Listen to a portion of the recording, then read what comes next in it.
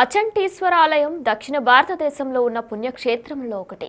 ఈ క్షేత్రము వశిష్ఠ గోదావరి నదీ తీరంలో ఉన్న కోడేరు గ్రామానికి 6 కిలోమీటర్ల దూరంలో ఉంది. రాజకీయంగాను సాంస్కృతికంగాను ఎంతగానో పేరొందిన అచంట మండలంలో శ్రీరామచంద్రమూర్తిచే ప్రతిష్ఠించబడిన శ్రీరామలింగేశ్వరమూర్తి ఉమా సమేతంగా వెలిసి ఎంతో ఖ్యాతి పొంది ఉన్నారు. దర్శనీయ స్థలంగాను పుణ్యక్షేత్రంగాను అచంట విరజిల్లుతుంది. శివరాత్రి, కార్తీక పూర్ణిమ లాంటి పర్వదినాలతో పాటు ప్రతిరోజు తమిళనాడు, కర్ణాటక రాష్ట్రాల నుండి అనేక మంది భక్తులు వస్తూ ఉంటారు. అత్యంత ప్రాశస్త్యం కలిగిన ఈ ఆలయంపై బిగ్ టీవీ స్పెషల్ స్టోరీ.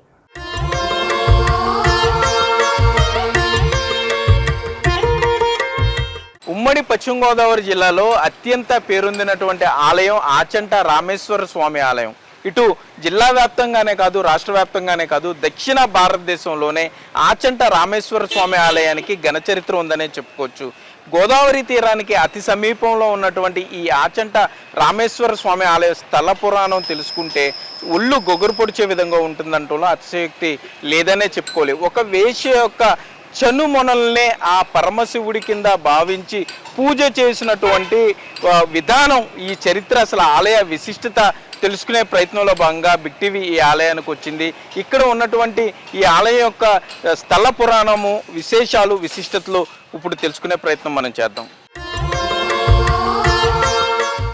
ఈ ఆచంట గ్రామానికి పూర్వం మార్తాండపురం అనే పేరుంది. శ్రీ ఒడయనంబి పరమనాచీమ అనే తమిళ దంపతులతో స్వామి పూజించబడ్డాడని చరిత్రలో చెప్పబడి ఉంది. ఒడయనంబి అపర శివభక్తుడు. తీర్థయాత్రలు చేస్తూ శివాజ్ఞచే చివరికి మార్తాండపురం చేరుకున్నాడు. ప్రతిరోజు శివార్చనచే పవిత్రుడయ్యేవాడు. ఒకరోజు మేలుకునేసరికి ప్రాతఃసమయం దాటి సూర్యకిరణాలు భూమిపై ప్రసరిస్తున్నాయి. సమయం తక్కువగా ఉండడంతో ఒడయనంబికి ఏం చేయాలో, శివారాధన ఎలా చేయాలో తోయలేదు. అంతలో నిద్రావస్థలో ఉన్న తన భార్య పరమనాచీమ స్తనద్వయంలో ఆత్మలింగ దర్శనం చేసుకుని పూజను పూర్తి చేస్తాడు. ఆ తరువాత తప్పు చేశానని బాధపడుతుండగా ఆ పరమేశ్వరుడు ప్రత్యక్షమై, నీవు పొరపాటు చేయలేదు, చిత్తశుద్ధితో చేసిన నీ పూజను గుర్తించితిని అని అంతర్ధానమయ్యాడు. ఆ చనాగ్రంబున వెలసినందున ఆ పరమశివుడు ఆచంటీశ్వరునిగా ప్రఖ్యాతి పొందాడు. ఆచంటలోని రామేశ్వరాలయంలో 1152, 1255 సంవత్సరాల్లో చారిత్రక శాసనాలు అనేకమున్నాయి. ప్రాచీన చరిత్రకు సజీవ సాక్ష్యంగా నిలిచే ఆచంటీశ్వర క్షేత్రాన్ని ప్రతి ఒక్కరూ చూసి తరిస్తారు. గర్భాలయంలో శివలింగంతో పాటు ఉమాదేవి ఆలయ ప్రాంగణంలో శ్రీ విఘ్నేశ్వర స్వామి, శ్రీ వీరభద్రుడు, శ్రీ విశ్వేశ్వర స్వామి, శ్రీ కమటేశ్వర స్వామి, శ్రీ లక్ష్మణేశ్వర స్వామి, శ్రీ కనకదుర్గ అమ్మవారు, శ్రీ ఆంజనేయ స్వామి, శ్రీ సరస్వతీదేవి, నవగ్రహములు, శ్రీ సూర్యనారాయణ స్వామి మొదలైన ఉపాలయాలతో పాటు సప్తమాతృకలచే నిర్మితమయ్యుంది ఈ ఆలయం. ఆచంట రామేశ్వర స్వామి ఆలయంలో మన కొండయ్య గారు ఉన్నారు, వీరభద్ర శర్మ. సరే, ఏంటి ఇక్కడ స్వామివారి విశేషం ఏంటి? అసలు స్వామివారి ఈ ఆలయానికి ఉన్నటువంటి స్థల పురాణం ఏంటి? స్వామివారు స్వయంభూయుక్తంగా వెలిశారండి. ఇక్కడ మహాశివరాత్రి లింగోద్భావ కాల టైంలో పుట్టిన లింగాకారం ఏదైనా భూమి మీద ఉంది అంటే అది ఆచంటీశ్వరుడే. ఇక స్వామివారు మహాశివరాత్రి నాడు ఒక స్త్రీ యొక్క స్తనాకారం ఉద్భవించే లింగాకారం ఉంది. వడయనమ్మిన ఒక బ్రాహ్మణుడు షట్కాలాచి నియమంలో ఉండగా ఆ ఒక స్త్రీ యొక్క వృక్షస్థలం మీద, ఇప్పుడు ప్రస్తుతం ఉన్న స్వామివారు ఉన్న ప్లేస్లో ఆ స్త్రీ ఒక పడుకుంటే ఆవిడ స్తనగ్రహం మీద పూజ చేశారండి. ఆ పూజ చేస్తూ ఉండగా ఆవిడకి మెలకు వచ్చి, మహానుభావం ఏంటి అని చేస్తుందంటే, షట్కాలాచ నియమంలో ఉన్నాను అని చదివి స్వామివారి పూజ చేసుకున్నాను అన్నట్టండి. ఓరు మహానుభావ, నువ్వు చేస్తుంది ఏమిటమో తెలుసా మీకు? నా వృక్షస్థలం మీద పూజ చేస్తున్నారయ్యా అన్నట్టు. ఆయన ఆశ్చర్యపోయాట. పరమేశ్వర, ఏమిటి ఇందులో సత్యమో అసత్యమో తెలియడం లేదు. నేను అబద్ధం ఆడుతున్నానా, ఆవిడ అబద్ధం ఆడుతుందా? నాకు లింగాకారం కనిపిస్తున్నావు, ఆవిడ స్థనం అంటుంది. ఇందులో ప్రత్యక్షంగా ఏం జరిగింది స్వామి అంటే, ఆ ఒక్క స్వామివారు ఆ యొక్క శిరస్సు మీద చేసేసరికి ఆయనకి పూర్వజన్మ వృత్తాంతం అంతా గుర్తుకొచ్చింది. అంతకుముందు జన్మలో ఈయన ఋషి దంపతులు జన్మించారు. అచ్యుతముని అచ్యుతాంబగా జన్మించారు. కొన్ని వేల సంవత్సరాల పాటు తపస్సు చేసినప్పుడు ఆ ఒక తపస్సు ఫలితానికి పరమేశ్వరుడు వాళ్ళకి ఆత్మసాక్షాత్కారం ఇచ్చి, మీరు ఇరువురు కూడా నవయవ్వన దంపతులే జన్మించండి అన్నట్టు. నవయవ్వన దంపతులు అంటే ఎవరు? గంధర్వులు. ఇంచేదని ఎప్పుడు అమృతం సేవిస్తుంటే వృద్ధాప్యం అనేది ఉండదు వారికి. వారు దేవతగా జన్మించారు. అప్పుడు పుష్పశంకరుడు పుష్పలుగా జన్మించారు.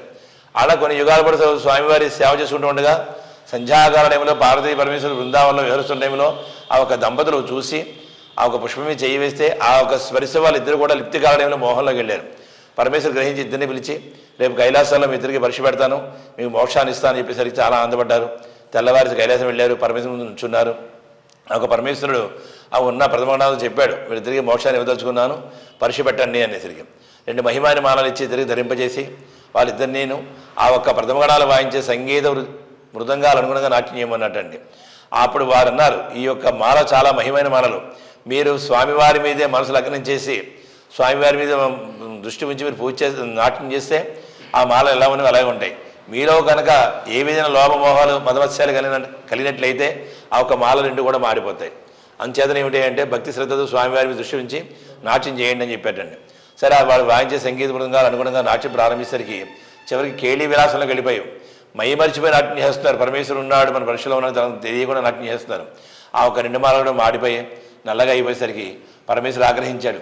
ఒక శరీర స్పర్శ వల్ల మీ ఇద్దరు కూడా ఇంద్రశక్తిని గ్రహించుకోలేకపోయారు కాబట్టి మీకు మానవతాతీతమైన కోరికలు మీలో ఉన్నాయి కాబట్టి మీరు భూలోకంలో పుట్టండి అనట. ఎక్కడ భూలోకం, ఎక్కడ కైలాసం మహానుభావ, భూలోకం నుంచి నేను మెప్పించేంత శక్తి మానవులకు ఉందా అనట. రాబోగాల్లో తప్పకుండా జరుగుతుంది, మీ ఇద్దరు భూలోకంలో పుట్టండి అన్నప్పుడు ఈ యొక్క బ్రాహ్మణ కుటుంబంలో ఆయన, కళావతి కుటుంబంలో అంటే భోగవారు వేసి కుటుంబంలో ఆవిడ జన్మించారు. కాబట్టి అప్పుడు ఆయన వడైనెంబగా జన్మించి దేశంచారాలు చేసుకుంటూ ఒక గ్రామం వచ్చాడు. అప్పుడు ఈ గ్రామం పేరు మార్తాండపురం. ఇది ఆచంట కాదండి అసలు. అప్పుడు ఈ స్వామివారికి లేరు. ఇక్కడ 2 చెరువులమయంగా దేవాలయం ఉండేది. ఆ ఒక్క మార్తాండేశ్వరి దేవాలయంకి వెళ్ళిన రోజు స్వామివారి అభిషేకం అర్చన చేసుకుంటూ ఉండేవాడు. ఈ గ్రామంలో జన్మించినటువంటి ఈ యొక్క కళావతి కుటుంబంలో జన్మించినటువంటి ఈ యొక్క పరమనాచరి స్త్రీ యుక్త వయసు వచ్చి ఈ యొక్క భరతనాట్యాన్ని నేర్చుకుని దాంట్లో మెలుగులోనే నేర్చుకుని ప్రతిరోజు ఏ విద్య అయితే నేర్చుకుందో ఆ విద్య కూడా వచ్చి ఈ యొక్క మార్తాండేశ్వరి దేవాలయంలో కొంతసేపు నాట్యం చేస్తుండేది. పరస్పరం ఈయన రావడం ఆవిడ రావడం ఇలా కొన్ని రోజులు జరిగేసరికి ఒక రోజుని ఆవిడ వివాహం చేసిన కోరిక కలిగింది ఈయనకి.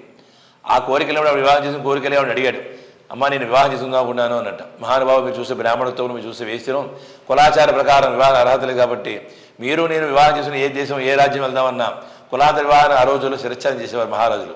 ఆ ఒక నియమంలో ఉండి ఇద్దరు కూడా భయపడి ఎవరి కోరిక వాళ్ళు చంపుకొని యథావిధిగానే ఉన్నారు. అంటే ఉడయనంబి పరమనాచి ఇద్దరు కూడా సహజీవనం చేశారు ఒక రోజుని. అంటే ఇంకా చేయలేదండి. ఆరిద్దరూ కూడా ఆ దేవాలయం కలుసుకున్నారు. ఆయన అడిగాడు చేసుకుందామని, ఆవిడ తిరస్కరించింది. కులాంతర వివాహం చేసుకుని ఆ రోజుల్లో మహారాజు రాజ్ఞ ప్రకారం చర్చన చేసేవారు. ఆ ఒక నిర్ణయంలో ఉండి ఇద్దరు విడిపోయారు. ఎవరి పని వాళ్ళు చేసుకుంటుండగా ఈ యొక్క వడైనంబికి మహాశివ పరమ వచ్చింది. ఈ యొక్క పరమంలో దేశంచాలని బయలుదేరే ముందు గురువుగారికి నియమం పెట్టారు. షట్కాలార్చన చేయమని ఒక నియమం పెట్టారండి. ఆ అర్చన భాగంలో ఇక్కడ మహాశివ పరమ వచ్చినప్పుడు ఆ ఒక స్వామివారికి మార్తాండేశ్వరం ఉదయం మధ్యాహ్నం సాయంకాలం 3 సార్లు అర్చన చేశాడు. సూర్యాస్తమం అయితే ఇంకా టైం ఉంది కదా అని చెప్పి తను వేసుకున్న ఆశ్రమంలో వచ్చి పడుకుని ఉన్నాడు. ఈ వేసి యథావిధిగా మహాశివరాత్రి పరమం అని చెప్పి విశేషమైన ద్రవ్యాలు తెచ్చుకుని ఆ ఒక స్వామివారి పూజ చేసుకుందండి. చేసుకున్న తర్వాత బయటకు వచ్చేసరికి ఒక బ్రాహ్మణుడు ప్రతిరోజు ఉంటే బ్రాహ్మణకు లేకపోవడంతో ఆవిడ బాధ కలిగింది. ఏంటి ఒక బ్రాహ్మణత్వం వెళ్ళిపోయాడా లేరా ఏంటి అనుకుంది. చూడాలని తలంపులు తలుచుకుని ఈ యొక్క ఆశ్రమానికి వచ్చింది. ఈయన ఉదయం నుంచి ఉపవాస దేశంలో ఉండడం వల్ల అలసిపోవడం వల్ల నిద్ర పట్టేసింది. లోపలికి వచ్చి ఆయన కాళ్ళు పట్టుకుని నమస్కరిస్తుందండి. పుణ్యం వస్తుంది బ్రాహ్మణు కదా, మహాశివరాత్రి పర్వం కదా అని చెప్పేసి ఆ ఇద్దరు కూడా ఒక స్పర్శ వల్ల ఇంద్రశక్తి కోల్పోయి సంసార సుఖ మోహంలోకి వెళ్ళిపోయారు. మళ్ళీ వెళ్ళిపోయేసరికి మంచి గాఢ నిద్ర పట్టి ఇద్దరికి నేను షట్కాలసం చేయాలని ఏమో తలంపులో నిద్రపోయాడు. ఆయనగా 12 గంటలకు ఎవరు వడైనంపై నా పూజ వేళ అయిపోయింది చేయవా అని చెప్పి ఎవరో తట్టినట్టుగా మెలకు వచ్చింది. లేచి ఆశ్రమం నుంచి పైకి వచ్చి చూసేటండి. చూసేసరికి నక్షత్రాల ద్వారా కాలననే తెలుసుకునేవారు ఆ రోజుల్లో పూర్వం. అప్పుడు లింగోద్భవకాల టైం అయిపోయి కొద్దిగాల వ్యవధి మాత్రమే ఉంది. ఏం చేయాలి? బ్రహ్మచర్య పోగొట్టుకున్నాడు, స్నానం చేయడానికి టైం లేదు, లింగోద్భవం టైం అయిపోతుంది. గురువుగారికి కాశీ వెళ్ళే వరకు చేస్తా అని చెప్పి మాట ఇచ్చి ఉన్నాడు. ఇప్పుడు నీ చెయ్యాలా మారా అనుకున్నాడు. సరే పాపమో పుణ్యమో ఏదో అనుభవించాలి కదా, జన్మెత్తేగా పుణ్యమైన తీసుకోవాలి, పాపమైన ఎత్తాలి. ఈశ్వరిచ్చే వల్ల జరిగిందంతా, నా వల్ల ఏం జరగలేదు అనుకుని ఆయనమే భారం వేసి ఆ ఒక్క మార్తాండేశ్వరం గుడికి వెళ్ళి ఆ స్వామి దర్శించుకునేసరికి ఆ గుడి కట్టేస్తుంది. అక్కడ ఎవరూ లేరు. బాధపడుతూ ఈ అడవింత గాలించాడు. ఏదైనా ఒక రాయి కనపడితే పరమేశ్వరుని పూజ చేద్దామని చెప్పి తలంపులో ఉన్నాడు. ఈ యొక్క అడవింత గాలించరికి పరమేశ్వరు యొక్క శాపం వల్ల ఆయనకి ఏం కనపట్టాలో, ఎండిపోయిన ఆకులు పొలముకలు తప్ప. ఇలా ఆశ్రమంలో వచ్చేసరికి ఆ స్వామివారిని ఊహించుకుని పూజ చెయ్యాలి, ఏదో దాన్ని రాయి పూజ చేద్దాం, పరమేశ్వరుని భక్తిపూర్వకంగా పూజ చేసి ఎక్కడైనా పొరుగుతాడు కదా అనే నమ్మకంలో ఆయన గాలించారు. కానీ ఏం కనపట్టలేదు. అప్పుడు ఈ ఆశ్రమంలోకి వచ్చేసరికి ఈయన దేశ సంచారాలు బయలుదేరిన గురువు గారు ఈ యొక్క నియమం పెట్టి అడిగారు, మహానుభావం మీరు చెప్తున్న నియమం బాగానే ఉంది, కాశీ వెళ్ళేవరకు చేయమన్నారు. మార్గ మధ్యలో శివరాత్రి ఎక్కడైనా లింగాకారం దేవాలయం లేకపోతే నేను దేనికి పూజ చేయాలన్నప్పుడు ఆయన ఒక శాలిగ్రామం ఇచ్చారు. ఆ ఒక్క శాలిగ్రామం ఇక్కడ కనిపించింది ఆయనకి. ఓహో నాడు గురుగారు ఇచ్చారు శాలిగ్రామం ఇక్కడ మర్చిపోయిన అనుకున్నట్టండి అనుకుని ఆ ఒక్క వేసి తెచ్చిన సజ్జలో ఉన్న పుష్పాలు మరి ఆవిడ చూసి స్వామి వారి దర్శనం వచ్చిందని అడిగి అందులో కొన్ని పుష్పాలు కొద్దిగా మిగిలిపోతే అవన్నీ తీసుకుని పూజ చేస్తున్నాడు. ఆ తలంపులో ఉండగా ఆచరణ చేస్తున్నప్పుడు స్వామివారు ఆయన కనపడ్డాడు. ఆవిడ అడిగింది, ఏమిటి తలంపు అనేసరికి, భక్తి శ్రద్ధలతో నువ్వు పూజ చేస్తున్నావయ్యా, స్తనమని నీకు తెలియదు, ఆ ఒక భక్తిని ముక్తుడై కనపడుతున్నావు, నీకు ఇందులో మర్మం లేదు అన్నట్ట. అయితే మోక్షాన్ని స్వామి అన్నట్ట. ఈ యొక్క మోక్షం ఇచ్చే టైంలో ఆవిడ అడ్డుపడింది. మీ ఇరువురికి ఆధారం ఎవరు? నేనయ్యాను. నా మానదేహం అయింది. ముందు నాకు కోరి తెచ్చాను నిద్ర వదిన. ఏం కావాలో కోరుకోమంటే, ఈ యొక్క పూజా పునస్కారం నా దేహం మీద ఎప్పుడు ఆచంద్రకం జరగాలి అంది. అంటే ఒడేనంబి పరమనాచి స్తనభాగాన్ని అంటే చనుమోనల్ని లింగాకారంగా భావించి పూజ చేశాడు కాబట్టి అంతేగా స్వామి. కాబట్టి తనకు కూడా అందులో పుణ్యఫలం కొంత కావాలి. మీ ఇరువురికి ఆధారం నేనే కదా మరి అవుతా. లింగాకారం నువ్వు పూజ చేసేస్తున్నావు, నా లింగం మీద అనుమతులు ఆయన ప్రత్యక్షం అయిపోయింది కనపడుతున్నాడు. ముందు నాకు కోరిక తెచ్చాను నేను. సరే ఏం కావాలో కోరుకోమ్మా అంటే, ఇదే పూజా పునస్కారం నాకు ఆచంద్రాగం జరగాలి. ఆచంద్రాగం అంటే ఈ భూమి మీద సూర్యచంద్రుడు ఉన్నంతకాలం జరగాలి. తదాస్తు. మరి వడేనంబి నీకేం కావాలయ్యా? అయ్యా ఆవిడ సుఖించి అనిపించారు కాబట్టి ఒక పంచభూతాల సాక్షిగా ఆవిడ యొక్క నా భార్యగా స్వీకరిస్తున్నాను కాబట్టి అంచేత ఆవిడ కోరిక మేరకు నీకు రూపం కావాలి కదా, పూజా పునస్కారం అడిగింది. ఆ రూపం ఏమిటి? నాకు కనిపించావు నువ్వు లింగాకారం కింద. ఆ లింగాకారమే నన్ను కూడా ఆవిడ అంతర్ధానం చేసుకుని మా మానవదేహాల వల్ల ఇక్కడ వెలవయ్య అడిగాడు. అంచేత ఆ రెండు మానవ దేహాలు కలిగే వల్ల స్వామివారు పుట్టాడు కాబట్టి ఆ చనువు నాచమ్మ ఆ చంటీశ్వరుగా స్వామివారి ఉద్భవం జరిగింది ఇక్కడ. అలా ఉండిపోయాడు. తర్వాత కుమారస్వామి సంహారం తారకాసులు వధించిన తర్వాత ఆయనలోని ఆత్మలింగం 5 చోట్ల పడడం వల్ల పంచారామాలుగా వేసి అవన్నీ వెలవడం వల్ల ఆ లింగాలన్నీ కూడా ఎదిగిపోతుంటే బ్రహ్మ దేవతలందరూ కంగారు పడి బ్రహ్మదేవుని ప్రార్థించారు, మహానుభావ ఏంటి లింగాలు ఎలా ఎదిగిపోతున్నాయి, దీని తరుణోపాయం ఏంటి? పరమేశ్వరు ఒక నియమం ఉంది, విష్ణుమూర్తి ఒక ఆచారం ఉంది. పరమేశ్వరు నియమం ఏమిటి అంటే, పూజ చేసిన అభిషేకం చేసిన శిరస్సు మీద వేయాలి, విష్ణుమూర్తి పూజ చేస్తే పాదాల దగ్గర చేయాలి. మరి లింగాలన్నీ చేతి ఎత్తే ఎదిగిపోతున్నాయి, నీళ్ళు పోయాలంటే ఎలాగా అనేసరికి బ్రహ్మదేవుడు చెప్పాడు, ఏమీ లేదయ్యా, ఓ సూక్ష్మం చిన్న విషయం ఇందులో ఏముంది, మీరు కూడా 5 చోట్ల ఒకే ముహూర్తంలో పూజ చేయండి, యథాస్థానంలో ఉండిపోతాయి అన్నట్టు. ఆ ముహూర్త భాగాన్ని పాలకులు క్షీరారామలింగేశ్వరుడు రాముల వారు వచ్చి పూజ చేసుకుని పూజ ముగించి కాలిబాటి ఈ గ్రామం వచ్చరికి అప్పటికీ స్వామివారి ఈ మార్తాండపురం దండకారణ్యంలో వెలిసి ఉన్నాడు ఆయన. అంటే పంచారామాల కన్నా ముందుగా వెలిసాడు స్వామివారు. ఈ ఆకుల మనకి అప్పడిపోయింటే అవన్నీ శుభ్రం చేసి కోనేరుకి వెళ్ళి నీరు పట్టుకొచ్చి అభిషేకం చేసుకుంటున్న టైంలో బ్రహ్మదేవుడు చెప్పాడు ఆకాశవాణి ద్వారా, రామ బ్రహ్మహత్య మహాభాగుని విముక్తి పొందావు అన్నట్టు. ఏ విధంగా దొరికిందని మోక్షం అడిగాడు రాముల వారు. ఈ యొక్క స్తనోద్భవలింగాన్ని వరకు కూడా ప్రథమాచరణ ఎవరు చేయలేదు, మొట్టమొదటిసారి నువ్వే చేసావు కాబట్టి మోక్షం దొరికింది అన్నట్ట. అప్పుడు రాముల వారు ఈ యొక్క మహాభాగ్యాన్ని కల్పించాయి కాబట్టి శంకర నీకు నానామధే పెట్టుకుంటున్నా అని చెప్పేసి రాముల వారు రామేశ్వర అని చెప్పి ఆయన నామకరణం చేశారు. ఆచంట రామేశ్వర. ఆ చనువు నా చమ్మ అనే స్త్రీ పుట్టాడు. ఆ చనువు నుంచి ఆచండంగా ఈ ఒక గ్రామ వాడుకలోకి వచ్చిందండి. ఆచండపురంగా ఈ గ్రామం పేరు వచ్చింది. రాముల వారు పూజ రామేశ్వరంగా ఈ ఒక పేరు మారుతుంది. స్వామివారి ప్రత్యేకత ఏమిటంటే, అట్లాగే స్వామి అంటే ఇప్పుడు ఈ ఆచంట ఇందులో గుడిలో తీర్థం ఎవరు పాదుకులు పెట్టాలని చెప్తున్నారు, ఎవరు అనేది ఎంతవరకు వాస్తవం? ఇది పూర్వం నుంచి కూడా ఎక్కడ దేశంలో ఎక్కడ పాదులు కానీ తీర్థం ఇక్కడ ఈ గ్రామంలో స్వామివారికి ఇంచేదంటే స్వామివారికి రంధ్రాలు ఉన్నాయి పైన, క్షీర రంధ్రాలు మోక్ష రంధ్రాలు 3 రంధ్రాలు ఎప్పుడు నీరు ఉద్భవిస్తూ ఉంటుంది. ఈ రోజు గంధం పెట్టామండి, ఇప్పుడే పెట్టాం. ఈ గంధం రేపు తెల్లవారుజామున మీరు 4:30-5 గంటలకు తలుపు చేసేటప్పుడు గంధం ఈ రోజు పెట్టింది గంధం ఎలా ఉంది, రేపు కూడా గంధం అలాగే ఉంటుంది, గంధం మారిపోతుంది. ఆ ఒక పూర్వం మహర్షులు ఈ దేశం కాశీ వెళ్ళేటప్పుడు ఇక్కడ వచ్చి 3 రోజులు ఆగి స్వామివారికి పూజ చేసుకుని 3 రోజులు వెళ్ళేటప్పుడు నమస్కరించి స్వామివారికి ఇవి ఉన్నంతకాలం సద్ది మా యథాశక్తిగా నీకు పూజా పురస్కారం అర్చన చేసుకుని వెళ్తున్నాం, కాశీ వెళ్తున్నాం అని చెప్పి శిరస్సు ఉంచి నమస్కరిస్తున్న టైంలో ఆ ఒక లింగాకారమైన నీరు ఉద్భవిస్తూ ఉంటే ఎప్పుడో ఉదయం పూట పోసి నీళ్ళు ఎలా వస్తున్నాయని తలంపులో ఉండి ఆయన దగ్గర ఉన్న నారపట్ట తీసుకుని ఆ లింగాకారం మీద వేసేటండి. కాసేపు నేను నారపట్ట అంతా పీల్చుకుంది, పిండాడు, మళ్ళా వేశాడు. ఇలా పిండుతున్నాడు. వస్తుడు సాయంకాలం సూర్యాస్తం అయిపోయింది. పరమేశ్వరు ఆగ్రహించాడు, ఉదయం నుంచి నీ పడ్డ బాధని తెలియడం లేదు అబ్బాయి, నువ్వు గ్రహిస్తామనుకున్నాను, అంచేత నువ్వు కూడా అనుభవించి అయిపోయి ఆ పరమేశ్వరు ఆగ్రహించేసరికి ఆయన ఒక 2 రంధ్రాలు అప్పుడు నెత్తుదాలు గారేటండి. అప్పుడు అనుకున్నట్టు మహానుభావ సమస్త శాస్త్రాలు తెలుసుకున్నవాడే బ్రాహ్మణుడై ఉండి నీ అజ్ఞానం మూర్ఖంగా ప్రవర్తించారు. ఉదయం నుంచి ముందు మానవులు అనేక కోరికలు అనేక వాంఛలు దేవాలయంకి వస్తారు. ఇకపై నుంచి నీ యొక్క దేవాలయంలో నీ యొక్క పాదులు కానీ తీర్థంగా తీసిన అర్హత ఎవరికీ లేదు. తీసుకున్న నా ఒక్క శాపం వాడు వంశాన్ని అందరికీ వర్తించు కాక అని చెప్పించాడు. ఆ ఒక్క శాపం వల్ల స్వామివారికి తీర్థం కానీ పాదులు కానీ ఉండవు. ఈ యొక్క పాదుకలు స్వామివారికి మాఘమాసంలో ఏకాదశి కళ్యాణం నాడు కళ్యాణం మాత్రం బయట పెడతారు, అందరూ భక్తులు దర్శించవచ్చు. స్వామివారి తీర్థం తీసుకోవాలనుకుంటే కనుక సంతానం లేని వాళ్ళు కానీ వివాహం కాని వాళ్ళు కానీ స్త్రీకి సంబంధించిన వ్యాధులు కానీ రోగాలు ఎటువంటి ఇబ్బందులు ఏమంటే ఈ యొక్క స్తనోద్భవలింగాన్ని పుట్టిన ఈ యొక్క స్వామివారి సంకల్పించుకొని వాళ్ళ కోరిక ఏదైతే కోరుకుని నేను ఇది చేస్తాను, భక్తి అనుసగా అభిషేకం చేసుకుంటాను, పత్రి పూజ చేస్తాను, లేకపోతే 108 నీళ్ళు బిందుతో నీళ్ళు పోయించుకుంటాను సంకల్పించుకుంటే అది శీఘ్రంగా వాళ్ళ కోరిక నెరవేరుతుంది. అంటే భక్తులే కాదండి, స్వయంగా వాళ్ళు గణపతి పూజ చేసి వర్ణిస్తారు బ్రాహ్మణులకి, వాదులు బ్రాహ్మణులు చేస్తారు. ఇక్కడ లోపల అర్హత ఎవరికి లేవు బ్రాహ్మణులు తప్ప. ఆచంటేశ్వర ఆలయంలో ధ్వజస్తంభానికి కూడా ఒక చరిత్ర ఉందని చెప్తున్నారు. ఏంటి స్వామి ధ్వజస్తంభం పెట్టి 200 సంవత్సరాలు అయిందండి. ఇది 18 సంవత్సరాలు పెట్టారు ఇది. అప్పుడు పెట్టి ఎండకి వాన తడిసిపోతుంది. ఈ గ్రామంలో మేకావారి కుటుంబీకులు పూర్వం వారు ఉల్లి తోట వేశారట 150 ఎకరాల్లో. వారు అన్నారండి, ఇదంతా బ్రాహ్మణ గ్రహాలు ఉండేది చెరువేపనంతా కూడా. అయ్యా మన స్వామి స్వయంభోక్త ఉంటారు, చాలా మహిమంది ఉంటారు, ఈ స్వామికి ఏదైనా పూజ చేస్తే మా చేలలో ఏమైనా వర్షం పడుతుంది గ్రామాల్లో అని అడిగారండి. తప్పకుండా పడుతుంది, చాలా ఖర్చుతో కూడుకున్న విషయం అన్నట్టు. ఏమిటి అంటే సహస్ర ఘట్టాభిషేకం చేయించండి అన్నారు. 1000 కుండలతో 150 కుండలతో మీరు నీళ్లు పోస్తే స్వామివారు ఒక రోజు రాత్రి నీళ్ళలో ఉంచాలి. ఘట్టాభిషేకం అంటే స్వామివారి నీళ్ళలో ఉంచాలి ఒక రాత్రికి. ఆ గ్రామంలో నీళ్లు పడతాయి, శాస్త్రం ఉందండి. అలాగే వారు ఆ రోజుల్లో ఖర్చు పెట్టి స్వామివారికి 10,000 రూపాయలు ఖర్చు పెట్టి స్వామివారి చేసేటండి శాస్త్ర ఘట్టాభిషేకం.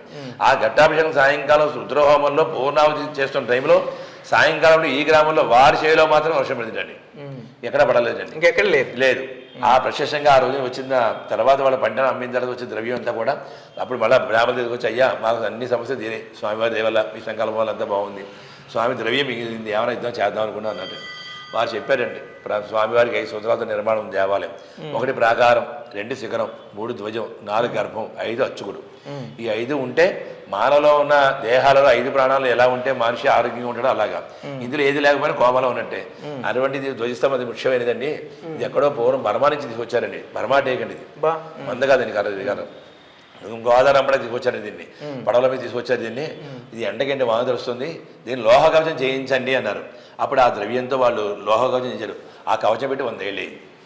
ఇప్పటికి ఎక్కడ చెక్కు చదవలేదు, శాసనం ఉంది దాని మీద, తెలుగులోనే శాసనం ఉంటుంది, చదువుకోవచ్చు. అది 18వ శతాబ్దంలో 1822లో ఇప్పుడు మేకావారి కుటుంబంలో ఉల్లి తోటలో పడే ద్రవ్యంతో ఈ యొక్క స్వామివారికి ధ్వజస్తంభం లోహ కవచం చేయించి ఉన్నారని చెప్పి శాసనం కూడా ఉంది. స్వామి ఇంకోటి, ఆచంటేశ్వర స్వామి లింగోద్భవ సమయంలో దర్శించుకుంటే చాలా పుణ్యం వస్తుంది, చాలా విశేషం. ఏంటి అసలు లింగోద్భవ సమయం అంటే ఎప్పుడు? ఈ భక్తులకి చూసేవారికి, మా బిగ్ టీవీలో చూసేవారు కూడా, ఎప్పుడు వస్తే మంచిది ఒకసారి ఆ విశేషం చెప్తారు. స్వామివారి లింగోద్భవం మహాశివరాత్రి నాడు అందరూ ఉదయం నుంచి ఉపవాసం ఉండాలి. ఆ రోజు ఎవరు అనగా అన్నపానీలు, అన్నం అనేది పనికిరాదు. వారు ప్రస్తుతానికి కాలవలసిన మన ఉన్న తినే పదార్థాలు బలమైన కాదు కాబట్టి ప్రస్తుతం కాలవలసిన పళ్ళు బలాలు ఎటువంటి నీళ్ళు లిక్విడ్ లాంటివి తీసుకుని జాగ్రత్తగా ఆరోగ్యాన్ని జాగ్రత్త చూసుకుని ప్రాణం మీద ఇబ్బంది లేకుండా ఉండి ఉపవాసం ఉండి రాత్రి ఇక్కడికి 9:30 కల్లా 9 గంటల వస్తే స్వామివారి 10-10:30 కల్లా ప్రారంభిస్తారు అభిషేకం లింగోద్భవం. ఈ ఊరి పూర్వం దానికి కూడా వార్షికలు ఉన్నాయండి. వారి కుటుంబంలో ద్రవ్యాలతో పోస్తారు. స్వామివారికి ఆ ద్రవ్యాల్లో అంటే భూమి మీద ఉద్భవించే లింగాకారం కాబట్టి ఆ లింగాకారం మీద ద్రవ్యాలు చూస్తూ ఓం నమః శివాయ ఆయన శివపంచాక్షి పారాయణ చేసుకుంటూ ఇక్కడ జాగరణ చేస్తే వారికి ముక్తి మార్గం అతి శీఘ్రంగా దొరుకుతుంది. చాలా కుటుంబాలకి అందరికీ కూడా పుణ్యపక్షాతం దొరుకుతుందని చెప్పేసి ఇక్కడ పురాణం నుంచి ఉన్న ఆచారం. అంతేనా చాలామంది విశేషంగా అందరూ వచ్చి అంటే మామూలుగా శివరాత్రి రోజు అందరూ కూడా పంచారామాలకే ఎక్కువ ప్రాధాన్యం ఇస్తూ ఉంటారు. సో దానితో పాటుగా అంటే ఒకవేళ పాల్గొలిస్తే తప్పనిసరిగా ఇక్కడ ఆచంటేశ్వర స్వామిని కూడా దర్శించుకుంటే చాలా విశేషం వెళ్తాం. 2 రెట్లు ఎక్కువ అండి దాని మీద. పంచారామాల కంటే ముందు స్వామి స్వయంభూక్తి మహాశివరాత్రి నాడు ఉద్భవించిన లింగాకారం ఇది. ఆ గడిలో మనం ఆ స్వామి చూసి దర్శన భాగ్యం అంతకన్నా మహాభాగ్యం ఇంకేముంటుంది. ఆ ద్రవ్యాలు పోస్తున్నప్పుడు ఆ స్వామి వారికి ఆ స్థానోద్భవ లింగానికి ఆనాడు వాడైన బ్రాహ్మణుడు చేస్తున్న లింగోద్భవ టైంలో అర్చన చేశారు కాబట్టి ఆయన ఆ విధంగా పుట్టాడు ఎక్కడ కాబట్టి అటువంటి సందర్భంలో ఇప్పుడు ఈ కలియుగంలో మనం స్వామివారికి అంత భక్తి లేకపోయినా మనసారా శివనామస్మరణ చేసుకుంటూ ఆ ద్రవ్యాలు పోస్తూ మనకి జాగరణ చేస్తే చాలా మంచి విశేషమైన ఫలితాలు ఉంటాయండి. స్వామి అంటే ప్రతి గుడికి కూడా ఏడాదిలో మంచి కార్యక్రమాలు చేస్తూ ఉంటారు. ఇక్కడ పర్టికులర్గా ఆచంట రామేశ్వర ఇందులో ఆచంటేశ్వర గుడిలో ఇటువంటి ముఖ్యమైన కార్యక్రమాలు ఏం జరుగుతాయి? స్వామివారికి ఇక్కడ కార్తీక పౌర్ణమి గుర్తుగా హోమం చేసి స్వామివారి బయట హోమం చేస్తారు. మధ్యాహ్నం 2:30-3 గంటలు ప్రారంభిస్తారు. సాయంత్రం 5 గంటలు అవుతుంది. స్వామివారికి ఇక్కడ నిత్య ఆకాశ దీపం ఉంటుందండి. మీకు ఎక్కడైనా ఆకాశ దీపం అనేది కార్తీక మాసంలో పెడతారు. కానీ ఇక్కడ నిత్య ఆకాశ దీపం ఉంటుంది. కార్తీక మాసంలో వేరే దీపం పెడతారు. అది భక్తులకి. ఓ దీపం నిత్యాక దీపం మా దేవుడి తరపున మేము పెడతాం. ఆ దీపారాధన చేసి స్వామివారి మహాదేవిని గావించిన తర్వాత ఆ గణపతి రుద్రహోమం చేసి గుర్తుగా హోమం అయిన తర్వాత ఆ జ్యోతిని ఇక్కడ అఖండ దీపారాధన అంటే మండిగ వెలిగిస్తాం. అది భక్తులు ఆ ఒక మండిగ వెలిగించి స్వామివారి దర్శనం చేసి ఇక్కడ పెడతాం. ఈ యొక్క కర్పూర జ్యోతి అనేది అరుణాచలంలోను కాశీలోను ఇక్కడే ఉంది, ఇంకెక్కడా లేదు. దీనికోసం చాలామంది ఆడవారు వివాహైన వాళ్ళు సంతానైన వాళ్ళు సమస్యలతో ఉన్న వాళ్ళు అందరూ కూడా ప్రతి వాడు కూడా ఉపవాసం ఉండి స్వచ్ఛమైన ఆవనీయ తమ తోచిన కొద్ది 50 గ్రాములు 100 గ్రాములు అర కేజీ పట్టుకుని ఇక్కడ భక్తులు జనాలు క్యూ లైన్ ఏర్పాటు చేస్తారు దేవస్థానాలు. ఆ క్యూ లైన్లో ఉండి అందరూ కూడా వెళ్ళి ఆ కర్పూర జ్యోతులు ఆవని వడ్డించుకుంటారు. అది నిండిపోయిన తర్వాత అంతా తీసి మండుగుల్లోనే వాటిలో భద్రపరుస్తారు దేవస్థానాలు. ప్రతినిత్యం దాంట్లో ఉదయం ఒక 10-15 కేజీలు, సాయంత్రం ఒక 10 కేజీలు అలా రోజు వేసుకుంటూ ఉంటే సుమారుగా 2 నెలల మటుకి తగ్గకుండా ఆ జ్యోతి అలా వెలుగుతూ ఉంటుంది. కంటిన్యూ రాత్రి పూల అలా ఉంటేనే ఉంటుంది జ్యోతి, ఎప్పుడూ ఆరిపోతుంది. ఇది పూర్వం నుంచి వస్తుంది. ఏంటంటే ఇక కర్పూర జ్యోతి అని చెప్పి పూర్వము కాశీ నుంచి నడక వెళ్ళి అక్కడ జ్యోతి వెలిగిస్తే అక్కడ శ్రావణ మాసం మనకంటే ముందులో వచ్చేస్తుంది కార్తీక మాసం. అక్కడ వెళ్ళి జ్యోతి పట్టుకుని నడిచి పట్టుకొచ్చి ఆ ఒక జ్యోతిని ఇక్కడ వెలిగించి ప్రారంభించారు. నేను పూర్వం పెద్దలు చెప్పిన విశేషం అండి. అప్పటి నుంచి కూడా ఇక్కడ స్వామివారికి సుమారుగా 100 సంవత్సరాల పైనుంచి ఇక్కడ కర్పూర జ్యోతి స్వామివారికి కార్యక్రమం ఉంది. చాలా విశేషంగా ఉంటుంది. స్వామివారి చూడొచ్చు అందరూ కూడా భక్తులు. అలాగే స్వామివారికి మాఘమాసాల్లో కళ్యాణం అవుతుంది, చాలా విశేషమైంది. ఆ కళ్యాణంలో మాఘమాసంలో అమావాస్య నాడు స్వామివారి శ్రీ పుష్పోత్సవం ఉంటుంది. ఆ ఉత్సవం రోజున మాత్రమే తీర్థం ఇస్తాం. ఆ తీర్థం కోసం మా ముత్తైదులందరూ కూడా సుమారుగా 4,000 నుంచి 5,000 కుంకుమలు పెంచి పెడతారు. ఇంచేతనే ఏకాదిన లక్షపతి పూజ జరుగుతుంది, అమ్మవారి లక్ష కుంకుమ జరుగుతుంది. అది కూడా వార్షికులు ఉన్నారు, ఎవరు పౌర్ణమి నుంచి వార్షికులు ఉన్నారండి. వారు ఆ కుంకుమ అంతా తీసుకెళ్ళి వాళ్ళు బరిలో ఏర్పాటు చేసి దాంట్లో ఒక తాంబూలం రగలగొడ్డ అన్నీ పెట్టి దేవస్థానం ద్వారా అన్నీ ఏర్పాటు చేస్తారు. ఈ యొక్క స్వామివారి పౌర్ణమి సేవలు ఉండగానే ఆ ఒక పౌర్ణమి సేవలు స్వామివారి దర్శనం చేసుకుని వారు ఇచ్చే కుంకుమని తీసుకుని తీర్థం తీసుకుని వెళ్తారు భక్తులందరూ కూడా. స్వామి అంటే అడిగానని కాదు, ఇంత ఘన చరిత్ర ఉన్నటువంటి ఆచంట రామేశ్వర స్వామి ఆలయం ఎందుకని ప్రజల్లోకి వెళ్ళలేకపోయింది? ఇప్పుడు అన్నీ కొన్ని కొత్త గుళ్ళు, కొత్త దేవుళ్ళు, కొత్త స్వామీజీలు వచ్చేసి ఇంత అవుతుంటే, ఇంత చరిత్ర ఉన్నా కూడా పంచారామాల కన్నా కూడా ముందు వెలిసిన స్వామివారిని ఎందుకని భక్తులకి తెలియట్లేదు అనుకుంటున్నారు? కారణం ఏమేంటది? కాలాతీతంగా స్వామివారికి వేరే పబ్లిసిటీ కావాలన్నా ఏం కావాలన్నా ధనం మూలం జగత్తు. ధనం తెలియదు ఏమీ లేదు. అంతా ఏదైనా ఉంటే స్వామివారికి ముందు మనం ఖర్చు పెడితేనే కదా ఏం చేసేది. గ్రామం నలువైపులైనా పబ్లిసిటీ చేసుకోవాలి. ఒక స్వామి చరిత్ర భవనం పటంగా చేయాలి పబ్లిసిటీ. కానీ మేము జాయిన్ అయ్యి ఇక్కడ మా పూర్వం అనువంశంగా చేస్తున్న వచ్చుకోవాలి. మేము 3వ తరం వాళ్ళం. మా పూర్వం వాళ్ళకంటే అప్పుడు మా తరంలో చాలా ఎక్కువ జనం. అంత జనం లేరు, అంత ఇదే లేదండి. ఇప్పటికే అప్పుడు చాలా చాలా మార్పు వచ్చే దేవాలయంలో అన్ని డోనర్స్తోనే. ఈ గర్భాలయం వాళ్ళకి గ్రానైట్లు వేయించినా, గేట్లు పెట్టినా, అమ్మవారి కవచాలు చేయించినా, వెండి మండపాలు పెట్టినా, స్వామివారి వినాయక కవచాలు పెట్టినా భక్తులతోనే వస్తున్నారు. రాను పూర్వం ఒక 10 ఏళ్ల క్రితం ఈ గుళ్ళో ఒక 60 మంది 15 మంది వచ్చేవారు. ఇవాళ సోమవారం 500 మంది వస్తున్నారు గుళ్ళకి దర్శనానికండి. సోమవారం వస్తారు. అంటే ఇక్కడైనా కాదు, చుట్టుపక్కల రాష్ట్ర వ్యాప్తంగా వస్తుంది. పక్క రాష్ట్రంలో ఈ గుడి గురించి చెప్పేవాళ్ళు వస్తారండి. కాశీ వెళ్ళిన వాళ్ళు కూడా ఏంటి మీరు ఆచంట రామేశ్వర స్వామికి వెళ్ళారని ఇప్పుడే వస్తుంది, జనాలు తెలుస్తుంది. ఇప్పుడు ఎంతమంది ఏంటంటే పూర్వం పబ్లిసిటీ లేదు. ఇప్పుడు వేరే మీడియా ప్రచారం మీలాంటి వాళ్ళందరూ వస్తున్నారు కాబట్టి ఈ ప్రచారం ద్వారా రాను తెలుసు ఎక్కడి నుంచి వాళ్ళు వస్తారండి. దేవాలయం ఉదయపూట కట్టేసినా మళ్ళీ దేవాలయం ఎవరైనా వస్తే కనుక మాకు తెలియపరిస్తే ఫోన్ చేస్తే దర్శనం చేస్తాం. రాత్రి 8 గంటలకు తలుపేస్తే కూడా తీయండి. ఇంకా తీయడం అనేది ఉంటుంది ఇక్కడ. పగలబడి తీస్తాం. ఒకసారి 2 తీస్తాం, ఇబ్బంది లేదు. ఇవన్నీ పెట్టి భక్తులు దూర ప్రాంతాల్లో ఫోన్ చేసినా మనిషి గవర్నమెంట్ మా ఇంటికి పంపిస్తే స్థానికంగా ఉన్నవాడు మేము ఎవరైనా వచ్చి వాళ్ళు దర్శనం. అంటే ఎక్కువ దేవాలయాలన్నీ కూడా అప్పట్లో మీరు చెప్పినట్లుగా టేకు, బర్మాదేశం, గోదావరి నదీ తీర ప్రాంతాల్లోనే ఎక్కువ గుళ్ళు ఉంటాయి. అంటే ఇప్పుడు కార్లు ఇవన్నీ పెరిగిపోయి అంటే అప్పట్లో పడవల్లో వచ్చి కూడా స్వామివారిని దర్శించుకోరని చెప్తున్నారు. సో అంటే రోడ్డు మార్గం సరిగా లేక, కనెక్టివిటీ లేక గ్రామం మూలం అయిపోయిందండి. ఇది మెయిన్ రోడ్డు లేదండి. ఇది పంచారామాలు అంటే అన్ని ఒకే రోడ్లో ఉన్నాయి. పాలకొల్లు, భీమవరం అంతా ఒకటి. కానీ ఇది రావాలంటే లోపలికి ఇటు 16 కిలోమీటర్లు లోపల రావాలండి. పాలకొల్లు నుంచి 16, ఇటు మాట నుంచి 22 కిలోమీటర్లు. మళ్ళీ నెక్స్ట్ దీనికి వెళ్ళే మార్గం వెళ్ళాలంటే అదే రూట్ వెళ్ళాలి. వేరే రూట్ కలిసి అంటే ఎండోమెంట్ ఇది కూడా దేవాదాయ శాఖ కూడా పంచారామాలకి ప్రత్యేకంగా బస్సులు పెట్టినప్పుడు అటాచ్డ్గా ఇటు దీన్ని కూడా కనెక్ట్ చేసుకుని వెళ్ళేలా ఉంటే కొంత అభివృద్ధి చెందుద్ది అంటారా? బంగారులో ఉంటుంది అది దేవస్థానం కార్యక్రమం. అంటే ఆర్టీసీ వాళ్ళు పంచారామ దర్శనం అని చెప్పి పెడతారు. అట్లా దీనికి కూడా అటాచ్డ్ గా పెడితే తప్పకుండా అవకాశాలు ఉన్నాయి. మరి అట్లా ఏమైనా రిప్రజెంటేటివ్ ఏమైనా చేశారు? అది పాల్గొంగ వారు దేవస్థానం చూసుకోవాలండి. మా వరకు ఏంటంటే మేము భక్తులు పంపించడం, మీ వాడు ఇంటర్వ్యూ ఇవ్వడం తప్ప మా సలహాలు సూచనలు అక్కడ ఏమి ఉండవండి. మా సంప్రదింపులు ఏమి ఉండవు. ఇక్కడ మా సలహాలు అయితే మేము చెప్తామండి. కొన్ని సందర్భాల్లో ట్రస్ట్ బోర్డు ఒక చైర్మన్ ఇంట్రెస్ట్ పెట్టి ఉంటాయి. కొంతమంది గతంలో చైర్మన్ గారు ఇంట్రెస్ట్ పెట్టి దేవాలయాల్లో ఈ శివరాత్రి టైంలో, కార్తీక టైంలో ఇబ్బందులు అవుతుందని చెప్పి గుమ్మాలన్నీ పెద్ద పెద్ద మార్పు చేయించారండి. వెళ్ళడానికి రాడు పూర్వం చిన్న గుమ్మాలండి, ఇవి చాలా చిన్న గుమ్మాలండి. వెళ్ళడానికి రావడానికి అవకాశం ఉండేది కాదు. గోపురం ఎంత హైట్ స్వామి? ఇది గోపురం కూడా చాలా ఎత్తుగా బాగుంది. గోపుర నిర్మాణం కూడా చాలా బాగుంది. అవునండి, మొత్తం అవును. ఊరంతా మన ఊర్లో ఎక్కడి నుంచి ఉన్నా గోపురం కనపడేలాగా ఉంది. మొత్తం ఆ శిల్పాలు కానీ గోపురం మీద ఇది అన్నమయ్య 5వ శతాబ్దం వంశస్థులు కట్టిన గుడి అండి. ఇది మా దేవాలయం అంతా కూడా. ఇప్పుడు 137 ఎకరాలు స్వామివారికి అండి ఇచ్చేవారు.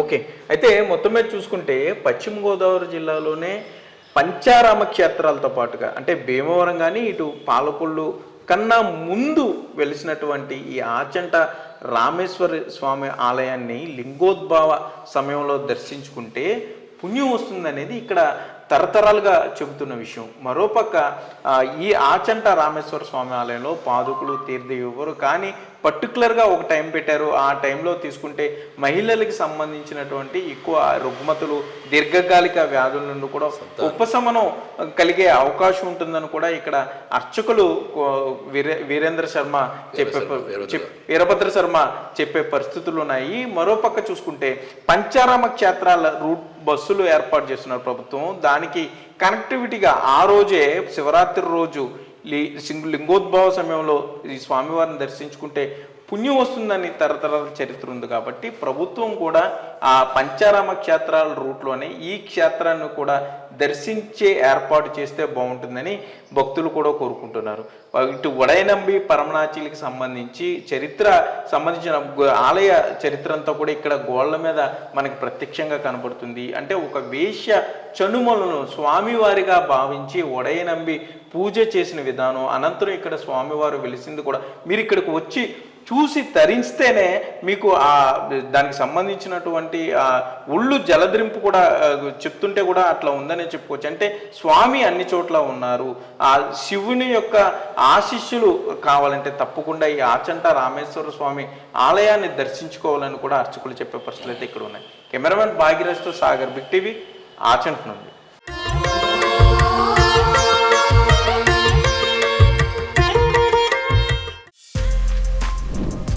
For more videos like this, subscribe Big TV channel.